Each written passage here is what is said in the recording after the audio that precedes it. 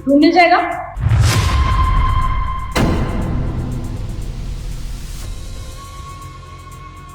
ओ hello, room दिखाने के लिए कहा है ना कि मेरे बॉयफ्रेंड को ताड़ने के लिए। रूम है तो बताओ। या मैम श्योर, रूम्स अवेलेबल है। वो एक्चुअली आपके बॉयफ्रेंड की शक्ल मेरे हस्बैंड से मिलती है ना, तो बस ये रिकॉग्नाइज हो गया।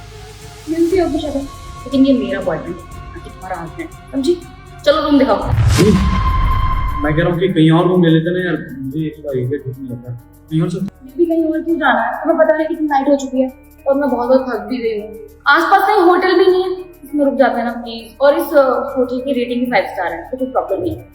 हाँ सर, यहाँ पे आसपास कोई होटल अवेलेबल नहीं है, तो हमारा ही होटल है और रूम्स भी अवेलेबल है, तो आप लोग स्टे कर सकते हैं, नो प्रॉब्लम। और हमारी होटल की सर्विसेज भी काफ़ी अच्छी है। उसने भी बोल दिया कि यहाँ पर आसपास कोई होटल नहीं है, तो हम यहीं रुकते हैं, ठीक है? आप एक काम करो, आपने एक अच्छा सा एसी वाला रूम दे दो। Sure ma'am. By the way ma'am, आप दोनों बहुत अच्छे लग रहे हैं साथ में। कब से एक साथ? एक्चुअली हम दोनों को एक दूसरे को डेट करते करते 6 महीने हो चुके हैं। वैसे तुम बताओ अपना, तुम शादीशुदा हो?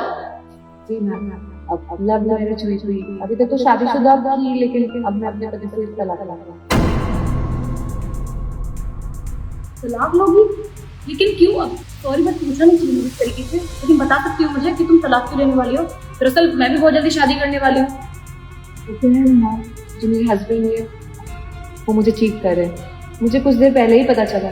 तो ऐसे इंसान के साथ कौन ही औरत रहना चाहेगी ना, जब उसकी ज़िंदगी में उसकी जगह भी नहीं है, उसके रहते हुए वो बाहर अफेयर चला रहा है।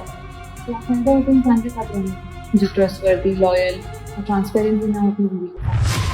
तुम्हारे साथ तो बहुत बुरा हो रहा है, क्योंकि तुमने लव मैरिज की, उसके बाद तुम्हारे पति ने तुम्हें चीट भी कर दिया। पता नहीं ऐसे लोग कहाँ से आते हैं जो अपनी बीवी को धोखा देते हैं। अब बेबी, तुम मुझे धोखा नहीं दोगे ना? अभी नहीं दीदी, प्यार करता हूँ उससे। मुझे तुम पर ट्रस्ट है कि तुम मुझे कभी धोखा नहीं दोगे।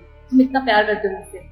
तुम्हारे पति ने तुम्हें धोखा दिया होगा, लेकिन मेरा बॉयफ्रेंड बहुत अच्छा है। तुम्हें पता है, मेरी सारी डिमांड्स पूरी करता है, और दिन में तो अपने घर वालों को ऑफिस का बोल के पूरे दिन मेरे साथ रहता है। Wow, you are so lucky. आपको इतने अच्छे बॉयफ्रेंड मिले हैं जो कि आपके पति भी बनने वाले हैं, अपना ख्याल रखते हैं और आपके लिए घर वालों से झूठ बोलकर आपके पास भी आ जाते हैं। Thank you so much. नहीं, कितनी बात करोगी यार? अभी तुम कह रही थी कि थक रही हो, तुम्हें रूम में नहीं जाना, तब से बातों में लगी हुई हो। ऐसा होने वाली कौन सी बात है? तुम उसमें इस तरीके से क्यों चिल्ला रहे हो? अच्छी लड़की है, अगर बात कर ली तो क्या कर दिया मैंने? फिर छोड़ो। अच्छा सुनिए, आप ना हमें एक अच्छा सा एसी वाला रूम दे दीजिए, और अगर जकूज़ी है ना तो वो भी चलेगा। Sure ma'am. हेलो, रूम 202 को क्लीन करवा दो, क्लाइंट्स आएंगे। मैम क्लीनिंग हो रही है, बस आप एक बार रूम देख लीजिए, आपको पसंद आ जाए तो फिर मुझे बात करिए। ठीक है सनी, चल तुम एक बार रूम देखते हैं। मैं आता हूँ, गाड़ी में चार्जर रह गया है, मैं लेके आता हूँ। थोड़ा जल्दी आना। कुछ कहना चाहते हो? कुछ कहने की जरूरत नहीं, सब मालूम पड़ गया। अब क्या ही सफाई दोगे?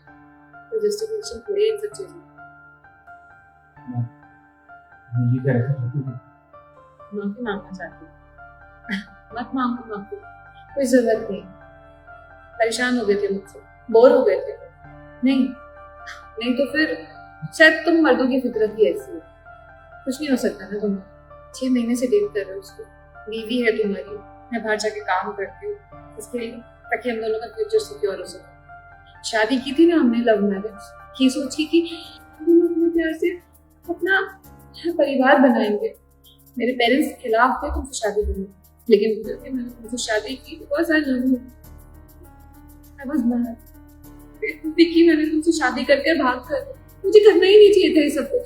मेरा पूरा करियर बचा था मेरे पास, मैं करियर पे ध्यान देती, कुछ बन चुकी होती आज, और शायद इंडिया से बाहर होती, एक अच्छी पोस्ट पे होती है, एक अच्छी जॉब पे होती है, लेकिन नहीं, सब कुछ सैक्रिफाई करती है किसके लिए? सिर्फ अपने प्यार के लिए। और मुझे मेरे प्यार ने ये सजा दी। मेरा पति यहाँ पर आएगा, जिस होटल में मैं काम करती हूँ, उस होटल में कम ना मांगी किसी और, ठीक है सर? तुम्हें पता भी है अपने पति को किसी और औरत के साथ देखते हैं, उस पर क्या बीतती है। तुम नहीं समझोगे, क्योंकि तुम्हारे अंदर इमोशंस ही नहीं है। तुम लोग सिर्फ और सिर्फ एक ही चीज चाहते हो, अगर वो नहीं मिलती ना तो फिर इधर उधर मुंह मारते हो। तुम तो कभी नहीं सुधर सकते। दुनिया की सबसे अच्छी चीज क्यों ना मिल जाए, लेकिन फिर भी मन भर जाएगा, क्योंकि वो आसानी से जो मिल जाती है। कहते हैं ना, जब कोई चीज आसानी से मिल जाए तो उसकी कदर नहीं होती। तुमने भी मेरी कदर नहीं की। I didn't expect anything like this. तुमने मेरा भरोसा तोड़ा और अब मैं तुम्हारे साथ बिल्कुल नहीं रहना चाहती। आज तो पहली बार किसी लड़की के साथ देखा है, मुझे लगता है कि और भी जगह और भी होटल्स में तुम कोई ना कोई लड़की को लेकर जाते होगे ना। तुम गिरे हुए इंसान हो, घटिया इंसान हो, और तुम जैसे इंसान से मैंने प्यार किया, मुझे तो शर्म आ रही है इतने प्यार पर। ऐसे मैं तुम्हारे शक्ल नहीं देख पाई। बस मैं अब कमजोर नहीं बनूंगी, मैं एक्शन लूंगी and I will give divorce to you. मैं पहली बार किसी के साथ आया हूँ ना, मैं आज के बाद कभी ऐसा नहीं करूंगा। मैं छोड़ दूंगा, मैं भी उसको सारा सब बता दूंगा।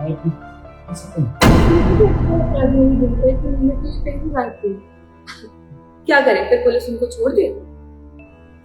बेवकूफ नहीं हूं मैं कि मैं दोबारा मौका दूं तुम्हें मुझे हर्ट करने का। जॉब पे होना तो ढंग से रो भी नहीं सकती, चिल्ला भी नहीं सकती तुम पर। क्या करूं? नौकरी छोड़ दूंगी तो कहाँ जाऊंगी?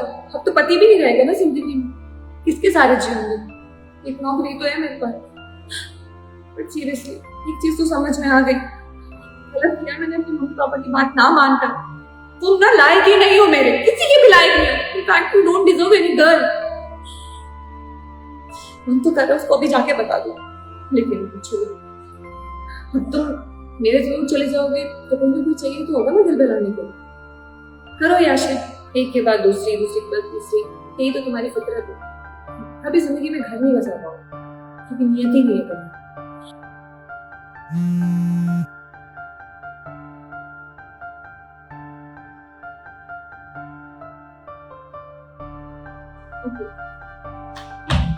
जब तुम्हारे रूम की सफाई हो गई, go and enjoy with your जाओ यहाँ से, and don't show me your face again. Go.